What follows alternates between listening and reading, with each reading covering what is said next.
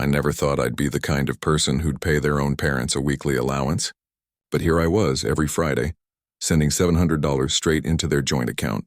It started with love, gratitude, and a bit of guilt. My parents weren't rich. My father retired early after his back injury, and my mother stayed home taking care of him. I was their only child, and after years of watching them struggle to give me everything, I felt it was my turn to give back. I wasn't rich either, but I was doing well enough. I had a steady job as a logistics manager, a beautiful wife named Amanda, and a 6-year-old daughter, Sophie, who was the center of my universe. I worked long hours, sometimes missing bedtime stories, but I made sure to make up for it every weekend. Life wasn't perfect, but it was stable, and stability was something I'd craved since childhood. When I first started giving them the money, my mom resisted. "You don't need to do this, honey," she said over the phone. We're fine, but she wasn't fine. Their roof was leaking, their bills piled up, and my father's medications weren't cheap. So I insisted, "It's not charity, Mom, it's appreciation. You did so much for me, just let me do something for you now." She sighed. That mix of pride and surrender I knew too well. "All right," she said, "but only until we get back on our feet." That was 3 years ago. Every week since then I'd send $700, no questions asked. Birthdays, Christmas, even during times I was tight on cash, I never missed a payment.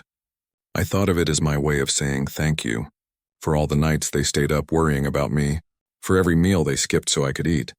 But then one day, I realized something I never expected. Gratitude doesn't always go both ways. It started small. Little things. Missed calls. Excuses about being too tired to visit. My mom used to video chat Sophie every Sunday. Lately, she'd just send a short text. "Love you both, busy today." My dad would occasionally pop in with a, "Tell Sophie Grandpa says hi." That was it. At first, I brushed it off. They were getting older. Maybe they just needed rest, but it nagged me, especially because I noticed something strange. When I'd send the weekly transfer, they'd always text back within minutes. "Got it, thank you, sweetheart." But when I sent pictures of Sophie or tried to plan visits, they'd suddenly go quiet. Amanda noticed it too. "Do you feel like they've been distant lately?" she asked one evening while we cleaned up after dinner. I shrugged, avoiding her eyes. "Maybe they're just tired." She leaned against the counter, arms crossed. "They've missed 3 weekends in a row. You said they love spending time with Sophie." "They do," I said quickly, but I wasn't sure anymore. Sophie's birthday was coming up in 2 weeks. She was turning 7, a big deal to her. She'd been counting down since March. Every day she'd tell us who she wanted to invite, what kind of cake she wanted, what color balloons. "And Grandma and Grandpa have to come," she said, eyes glowing. "Grandma promised to bring me the sparkly pink shoes from the mall." "She'll be there," I told her confidently. They wouldn't miss it, I meant it too. My parents adored Sophie. I couldn't imagine them missing her birthday. But when I called them to remind them about the date, my mom's tone was hesitant. "Oh, that's next Saturday, right?" "Yeah," I said, surprised she didn't sound more excited. "We're having it at the park by the lake. There'll be food, games. Sophie's been talking about it nonstop." "That sounds lovely," she said slowly. "I'll have to check with your dad, dear. He hasn't been feeling great lately." I frowned. "Is it his back again? Or his blood pressure?" "Just tired," she said quickly. "He's fine. But let me see how he feels next week, okay?" "Okay," I said, though something about her voice made me uneasy. She wasn't being distant, she was being vague. That wasn't like her. The week went by, busy as always. Between work and birthday preparations, I didn't have much time to dwell on it. Sophie made hand-drawn invitations. Amanda ordered decorations.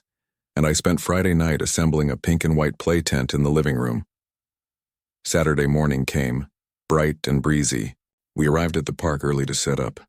Amanda's sister helped with the food, and soon the place was full of laughter, music, and children running around. Sophie wore her little princess dress, her hair tied with ribbons, her cheeks flushed with joy. But as the hours passed, I kept checking my phone. No call, no text, nothing. "They probably just got delayed," Amanda said, noticing my restless glances. "Maybe traffic?" "Maybe," I muttered. By 4 p.m., the party was winding down. Sophie sat on the picnic blanket, surrounded by gifts, her smile dimming. "Are Grandma and Grandpa still coming?" My chest tightened. "They must have had car trouble, sweetheart," I said gently. They'll call soon. But they didn't. Not that day, not the next. 2 days later, I called them. No answer. I texted my mom, "Everything okay? Sophie missed you at her party." She replied 3 hours later, "Sorry, honey. We couldn't make it." Something came up. I stared at the screen, disbelief rising in my throat. Something came up. That was it? No apology, no explanation? I called her immediately. This time she answered, her voice calm, almost detached. "Hi, sweetheart. Mom, what happened? You said you'd come to Sophie's birthday." "I know," she said softly. "We wanted to, but we couldn't." "Why?" I demanded. "You didn't even call." She hesitated. "We had plans." "Plans?" I repeated, my pulse quickening. "With who?" "Just some friends," she said, her tone awkwardly defensive. "It was a dinner we couldn't cancel." I blinked. "A dinner you couldn't cancel?" "Mom, it was Sophie's birthday." "I know, honey. Please don't make this into a big thing." "A big thing?" I said, my voice breaking. "You missed your granddaughter's birthday for a dinner?" "It's not that simple." "Then explain it to me." I snapped. "I pay you guys every week. I've never complained, never asked for anything. And when the one day comes that actually means something to my family, you just skip it?" Silence. Finally, she sighed. "We didn't ask you to send that money, you know." My chest went cold. "What's that supposed to mean?" "It's just, it feels like you're keeping score sometimes," she said carefully. "We appreciate your help, but that doesn't mean we have to show up for everything." "Keeping score?" I repeated, stunned. "I give you $700 a week because I want to help. Because you're my parents, and you can't even be bothered to show up for your granddaughter's birthday?" "I'm sorry if you're hurt," she said quietly. "But we needed some time for ourselves." I felt like the ground had dropped from under me. "Time for yourselves?" I whispered. "Mom, I'm not asking for anything extravagant. Just show up for your family. For Sophie." "She's young," she said dismissively. "She'll understand when she's older." "No," I said firmly. "She won't, because I don't understand it now." She didn't reply. That night I told Amanda everything. She didn't say "I told you so," though I could see the anger in her eyes. "You've been paying them every week and they can't even make an effort?" she said, voice trembling. "That's unbelievable." I sat there staring at my phone. The last message from my mom still unread. We needed some time for ourselves. What did that even mean? A week passed before I finally found out. I went to visit them unannounced. They lived about an hour away, in a quiet neighborhood of small aging houses. When I pulled into their driveway, I noticed a brand new SUV parked outside. My dad had never mentioned buying a car. I knocked. My mom opened the door, startled. "Oh, you didn't tell us you were coming." "Yeah," I said, trying to smile. "Wanted to surprise you, but the surprise was on me." The living room looked newly furnished. Leather couch, modern TV, even a glass coffee table. Gone were the old recliners and faded curtains. Everything looked fresh, expensive. My mom caught my expression. "We decided to redecorate," she said quickly. The old stuff was falling apart. "With what money?" I asked quietly, already knowing the answer. She bristled. "That's not a fair question." "It's a pretty fair one," I said, my voice tightening. "I've been sending you money to help with bills, not this." She crossed her arms. "We wanted to enjoy our lives a little. We're not getting any younger." I turned toward my dad, who sat in the recliner, the only old piece of furniture left. "Dad, did you know about this?" He shifted uncomfortably. "Your mom wanted to treat herself," he muttered. "You work hard." We thought, why not use some of it to make things nicer? I couldn't believe what I was hearing. "So you skipped Sophie's birthday to have dinner with friends, while sitting on furniture I paid for?" My mom's face hardened. "You're making it sound ugly." "It is ugly." I snapped. "You're treating my help like it's an ATM. Do you have any idea how that feels?" Her lips thinned. "You don't understand, Daniel. You've always had everything handed to you. You don't know what it's like to finally breathe." That hit me like a slap. "Everything handed to me?" "Mom, I worked my way up from scratch." "You think I got lucky? I worked 70-hour weeks for years. And while you're out there finally breathing, your granddaughter is crying because you didn't show up." My voice cracked on the last word. The silence that followed was heavy, suffocating. My dad finally spoke quietly. "Maybe you should stop sending the money if it makes you feel this way." My breath caught. "What?" "You've done enough," he said, his voice oddly calm.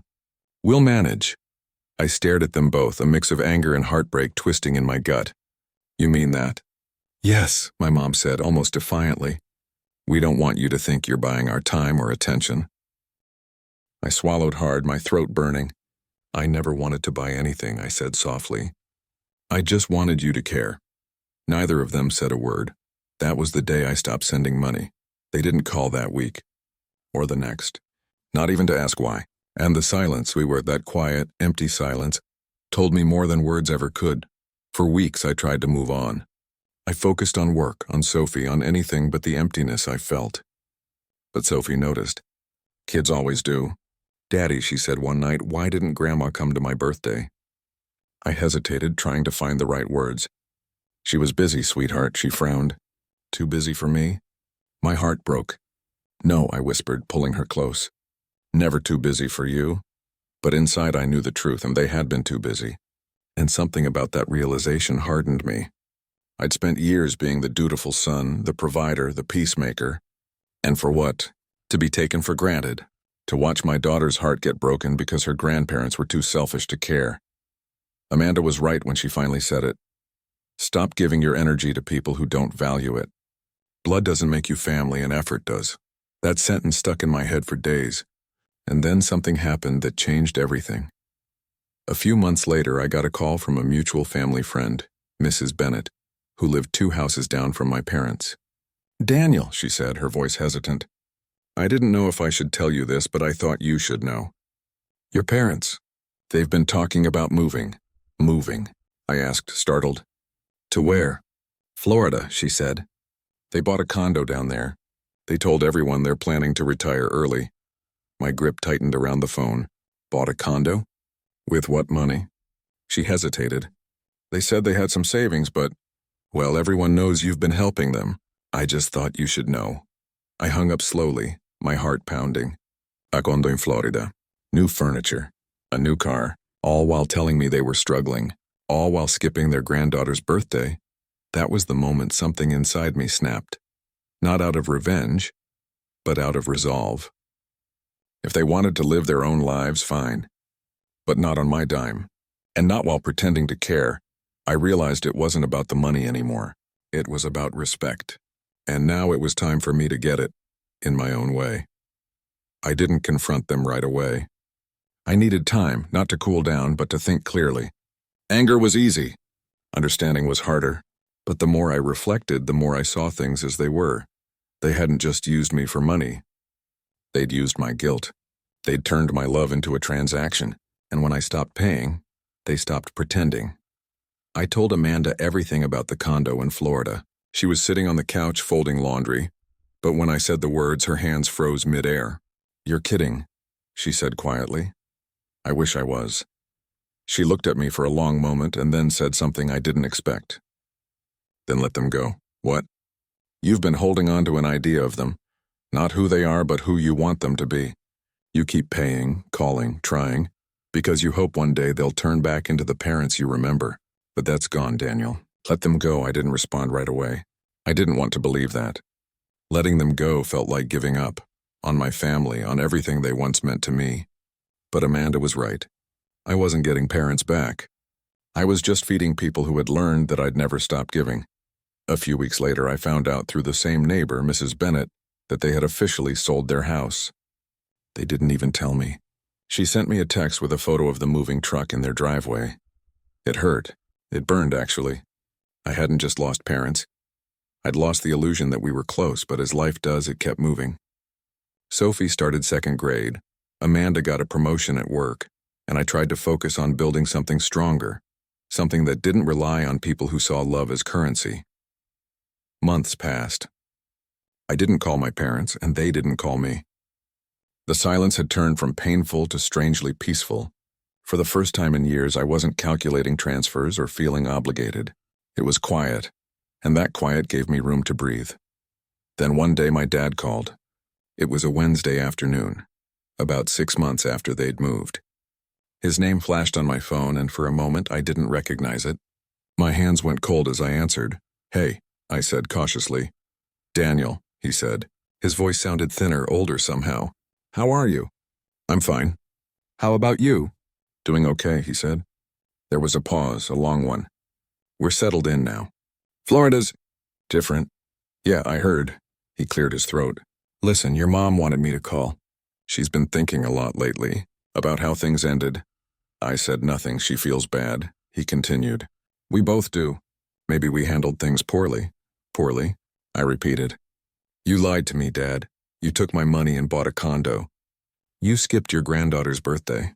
You didn't even tell me you were moving. That's not poorly, that's betrayal. He sighed. You're right. We messed up. I almost laughed. Not because it was funny, but because it was such a small sentence for something that had caused so much pain. I'm not calling to fight, he said. We miss you. I didn't believe him. Maybe he meant it. Maybe he didn't, but something in his tone was off. Careful, measured. Like he was leading to something else. What do you need, Dad? I asked bluntly. Silence. Then a soft sigh.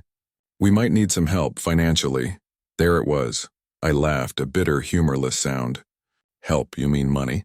It's just temporary, he said quickly. Some medical bills came up and... Stop, I said. My voice came out colder than I expected. Just stop. Daniel. No. You don't get to come back into my life only when you need something. You made your choice. You wanted independence? You got it. Enjoy Florida. I hung up. Amanda found me sitting at the kitchen table afterward, staring at the phone. I told her what happened. She didn't say much. She just reached out and squeezed my hand. That night, as I tucked Sophie into bed, she looked up at me with those big, curious eyes. Daddy, when's Grandma coming to visit again? I hesitated. I'd been dodging that question for months. But this time, I decided to tell the truth, or at least enough of it. I don't know, sweetheart, I said softly. Grandma and Grandpa are living far away now. Sometimes when people move, it's hard for them to visit. She nodded slowly. Do they still love me? That question nearly broke me. Of course, I said, forcing a smile. They just show it in different ways. She thought for a moment. I think I'll make them a drawing anyway, she said brightly. Then they'll remember me. I kissed her forehead and whispered, they could never forget you. But I knew the truth they already had, in their own way. Over the next few weeks, I couldn't stop thinking about my dad's call. Not because of the money, but because of what it revealed. They didn't miss me. They missed the security I gave them. They'd built their comfort on my effort. And when it ran out, they came crawling back, not out of love, but out of need. That realization didn't make me angry anymore. It made me clear. I decided to make one final move, and not revenge exactly, but closure. I called my accountant and explained the situation. We'd set up automatic transfers to my parents for years. Even though I'd stopped months ago, I wanted to make sure nothing remained linked to them. No shared accounts, no co-signed documents. He found one. A small investment account I'd set up years back under my name but with their access. I asked him to transfer the remaining balance to my primary account and close it. It wasn't much, just under $20,000, but it felt symbolic. The last tie. That night I wrote my parents a message. Short but honest. Mom, Dad, I hope you're both doing okay. I've thought a lot about what happened, and I've come to understand that we see family very differently. I don't hold hatred, but I can't keep giving to people who see my help as a duty rather than love. I need to protect my own family now. My wife, my daughter, my peace. I wish you both well. Daniel, I sent it, read it once more, then deleted their numbers. 2 months passed without a word. No calls, no texts. For the first time in years, my phone felt lighter. My mind, too. Life began to shift in subtle ways. I had more time for Sophie. We'd go biking every weekend, cook pancakes on Sundays, and I started taking her to school every morning, something I'd missed because I was always working extra hours to afford everything, including the payments I no longer made. Amanda noticed it, too. You're different, she said one morning as we sipped coffee on the porch. Calmer, happier. I feel like I got a piece of myself back, I admitted, and I meant it. I wasn't just free from financial strain. I was free from emotional manipulation. A few weeks later, I received an email. It was from my mother. The subject line said, "We're sorry." I stared at it for a long time before opening it. Daniel, your father told me about your message. I've been wanting to write, but I didn't know what to say. You were right. We were selfish. I think in trying to finally enjoy our lives, we forgot who helped make that possible. We never meant to hurt you or Sophie, we just wanted to feel like we had control again. After your dad's injury and after all those years struggling, it felt good to finally live a little. But we took it too far. I know we can't undo what we did. I just want you to know we're sorry, truly. I read it 3 times. Then a 4th. I didn't cry. I didn't smile. I just sat there, letting it sink in. Apologies are strange. They don't erase the past, but they do change how it sits inside you. For the first time, I felt like maybe there was a small crack in the wall between us. I wrote back a few days later. Mom, I appreciate your message. I'm glad you reached out. I forgive you. Not because what happened didn't hurt, but because I don't want to carry that pain anymore. I think we all need space right now. Maybe one day, when things are different, we can rebuild something new. But it'll have to be based on honesty this time, not money. Take care of yourselves. Daniel, she never replied, and that was okay. Months turned into a year. Life moved forward. Sophie grew taller, more curious, more radiant. She didn't ask about her grandparents much anymore. She'd accepted the quiet truth of their absence in the way only children can. Not with resentment, but with resilience. And then, one day, a letter arrived in the mail. Handwritten, addressed in my father's unmistakable scrawl, inside was a photo, Sophie as a baby in my mom's arms, and a short note. Son, we're proud of you. You were always stronger than us. We didn't see it before. Love, Dad, I sat there for a long time staring at that photo. It wasn't forgiveness that filled me, and it was understanding. My parents weren't evil. They were flawed, frightened people who made selfish choices. And for the first time, I didn't feel the need to fix them or chase their approval. I put the photo in Sophie's scrapbook, right between her first birthday and her first day of school. It belonged there, a piece of the story, but not the whole of it. That night, as I tucked Sophie into bed, she looked up at me and smiled. You're the best daddy ever, she said sleepily. I kissed her forehead. You're the best thing that ever happened to me. As I turned off the light, I realized something simple but powerful. Family isn't about who you pay for or who you're born to. It's about who shows up, and I was finally showing up for the people who truly mattered.